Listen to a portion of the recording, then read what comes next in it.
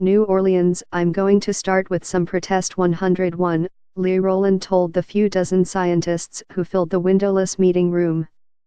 You know, basic rules for making sure if you go out and protest, you don't get arrested. Her audience shifted in their seats.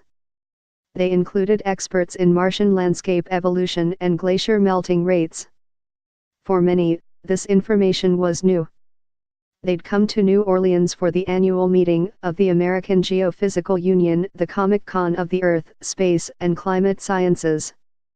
Every year, some 25,000 researchers converge for a 5-day bonanza of scientific presentations and free coffee. But this is 2017. The president has proposed a budget that include massive cuts to science agencies. The head of the Environmental Protection Agency has advocated for a red team/blue team debate on climate change science. In April, tens of thousands of people took to the streets in a March for Science, chanting slogans like "Science cures alternative facts."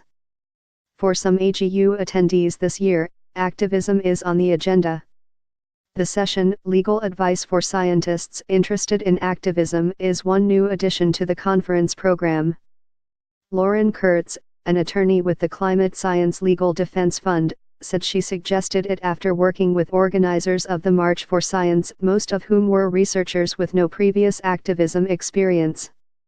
The science community is very well-meaning, she said, but there have been some situations recently where they made some mistakes that really opened them up to attack. During her presentation, Kurtz ticked off a few examples of activism don'ts. Don't use a public university emails to draft open letters on political issues because they are considered government records. Such emails are subject to open records requests and can be sought by outside groups to harass researchers they disagree with.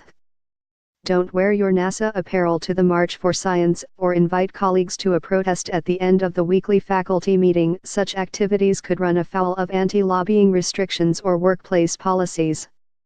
A young man in the back of the room raised his hand. You guys talked a lot about not doing activism activities on the clock, he said, putting air quotes around the last 3 words.